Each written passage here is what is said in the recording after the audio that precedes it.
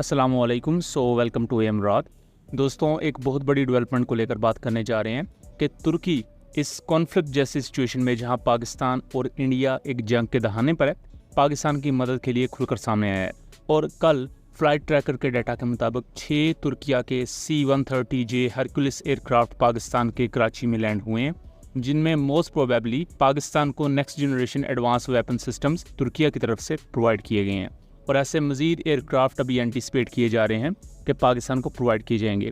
इसी के साथ साथ चाइना की तरफ से पाकिस्तान को फुल्ली सपोर्ट किया जा रहा है और यहाँ तक कि यूनाइटेड नेशन की सिक्योरिटी काउंसिल में भी पाकिस्तान और चाइना ने मिलकर जो इंडिया की तरफ से एक एंटी पाकिस्तान रेजोल्यूशन थी उसमें तब्दीलियां करवाई हैं, जहां पहलगाम अटैक को कंडेम किया गया है, बट कहीं भी पाकिस्तान के खिलाफ इंडिया सबूत पेश नहीं कर सका, जिसकी वजह से उस पूरी रेजोल्यूशन में जो एंटी पाकिस्तान कुछ चीज़ें थी वो ख़त्म कर दी गई। लेकिन आज हम स्पेशली बात करेंगे टर्किश कार्गो पर कि तुर्किया ने किस किस्म के नेक्स्ट जनरेशन वेपन्स पाकिस्तान को प्रोवाइड किए हैं। दोस्तों, आपने वो कहावत तो सुनी ही होगी कि a friend in need is a friend in deed, कि जो मुश्किल में दोस्त काम आए वही दोस्त है। इस कॉन्टेक्स्ट में पाकिस्तान, तुर्किया और आज़रबाईजान जैसे कंट्री फुल्ली पाकिस्तान को सपोर्ट कर रहे हैं। उसके साथ साथ दूसरे भी बहुत से कंट्रीज़ हैं। और सिर्फ यही नहीं, बल्कि पाकिस्तान आर्म फोर्सेस ने भी पिछले कुछ दिनों से जिस तरह इस पूरी सिचुएशन को हैंडल किया है और जिस तरह मैनूवरिंग की है वो भी बड़ी शानदार रही। जैसे कि इंडियन BSF सोल्जर को गिरफ्तार करना और वहाँ स्विफ्ट एक्शन लेना।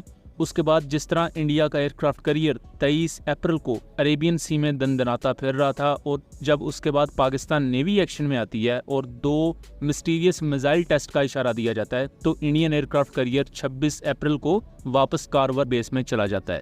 इसी कॉन्टेक्स्ट में पाकिस्तान नेवी के एक सोर्स से जब मेरी बात हुई तो उन्होंने एश्योर करवाया है कि पाकिस्तान नेवी अपनी मैनूवरिंग को कम्प्लीटली एग्जीक्यूट कर रही है और उसके साथ साथ सरप्राइज पंच भी तैयार है कि अगर किसी भी किस्म का अग्रेशन हुआ तो उसे देखा जाएगा। इस पूरे मामले पर डिटेल वीडियो हमने सेकंड चैनल कॉन्फ्लिक्ट कार्ड रात पर बनाई हुई है, आप उस वीडियो को जरूर देख लीजिएगा।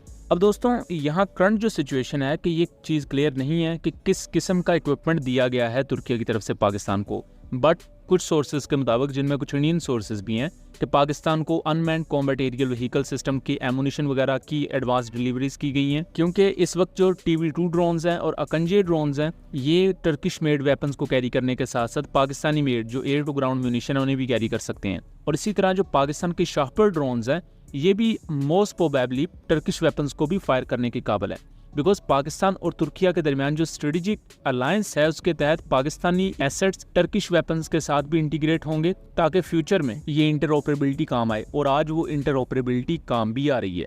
इसके साथ साथ बहुत सी टर्किश म्यूनिशन को पाकिस्तान अपने मुल्क में भी तैयार करता है, जिसमें कमिनकस AI based air launch cruise missile या आप एयर लॉन्च कामिकाजी ड्रोन से कह सकते हैं, जिसे कागेम V3 का नाम भी दिया गया है, और इसी के मॉडल्स को नेस्टेप में भी देखा गया है। लेकिन इस वक्त टर्किश की तरफ से ये जो डिलीवरीज हैं ये काफ़ी ज़्यादा सरप्राइज हैं, क्योंकि हो सकता है ये इन 6 एयरक्राफ्ट में कोई 1-2 एयरक्राफ्ट UAV की म्यूनिशन के हों, because Pakistan already in munition को खुद भी तैयार कर रहा है। लेकिन यहाँ कुछ सोर्सेज एंटी शिप डोमेन में ये भी क्लेम कर रहे हैं कि पाकिस्तान ने कारा एटमाका मिसाइल्स भी तुर्किया से हासिल किए हैं, जो कि 450 से 500 किलोमीटर की रेंज रखते हैं। और रिसेंटली इन्होंने अभी तक 30 से ज़्यादा टेस्ट किए हैं तुर्किश मिलिट्री के अंडर, जहां हर दफ़ा इन्होंने अपने टारगेट को कामयाबी से डिस्ट्रॉय किया है।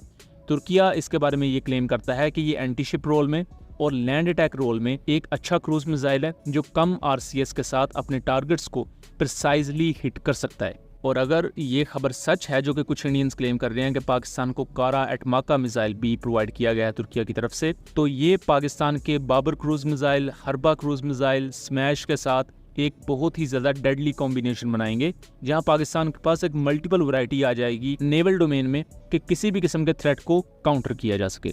और इसके साथ साथ नॉर्मल जो ड्रोन की म्यूनिशन होती है, जैसे MAM-L, MAM-C सीरीज़ के एयर टू ग्राउंड म्यूनिशन, जो कि दुश्मन के टैंक्स और आर्मर्ड व्हीकल को निशाना बना सकते हैं, दुश्मन के एयर डिफेंस सिस्टम को निशाना बना सकते हैं, वो तो ऑलरेडी पाकिस्तान यूज़ करता आ रहा है और पाकिस्तान TOT के तहत उन्हें अपने मुल्क में भी बना रहा है। लेकिन यहाँ 2 इक्विपमेंट को लेकर बात चल रही है। पहला TRG-230 air to ground rockets को लेकर, जो कि basically air to ground supersonic missiles हैं, और ये एंटी रेडिएशन रोल के साथ साथ प्योर लैंड अटैक रोल में भी यूज़ हो सकते हैं। इन्हें फाइटर एयरक्राफ्ट के साथ साथ जो अकंजे UCAVs हैं वो भी फायर करने के काबिल हैं, और ये 150+ किलोमीटर की रेंज प्रोवाइड करते हैं, जिसकी वजह से इन्हें medium range air defence systems के खिलाफ बहुत बेहतर तरीके से इस्तेमाल किया जा सकता है। यानी कि इंडिया के Akash surface to air missile system और बर्क 8 जैसे surface to air missile systems इसके थ्रू न्यूट्रलाइज किए जा सकते हैं।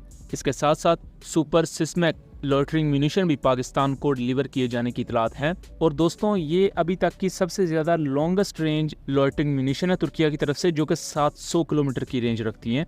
यानी कि ये वो कामिकाजी ड्रोन है जो कि 500 किलोमीटर से भी कई गुना आगे जाकर दुश्मन के हाई वैल्यू टारगेट्स को डिस्ट्रॉय कर सकता है, जैसे कि S-400 सिस्टम है। इंडिया के फेज्ड अरे रेडार्स हैं जो कि इंडियन एयरफोर्स के लिए आंख और कान का काम करते हैं। और अभी एंटिसिपेट किया जा रहा है कि मजीद ऐसी फ्लाइट्स भी तुर्की की तरफ से पाकिस्तान आएंगी और चाइना की तरफ से भी। बट ये अभी वो चीज़ें हैं जो मीडिया डोमेन में डिस्कस की जा रही हैं। हो सकता है इसमें जो इक्विपमेंट पाकिस्तान को प्रोवाइड किया गया हो वो इससे भी ज़्यादा कुछ बेहतर हो या उसकी कॉन्फ़िगरेशन में कुछ चेंजेस हों। बट ये आने वाले वक्त में देखना दिलचस्प होगा कि किस किस्म का इक्विपमेंट पाकिस्तान पहुंचा है। और दोस्तों उम्मीद करता हूं कि चीज़ें क्लियर रही होंगी। वीडियो पसंद आई हो तो इसे ज़्यादा से ज़्यादा शेयर कीजिएगा ताकि इस तरह की मज़ीद इन्फॉर्मेटिव वीडियोस हम आपके लिए लेकर आ सकें। मिलेंगे अगली वीडियो में, तब तक के लिए अल्लाह हाफिज़।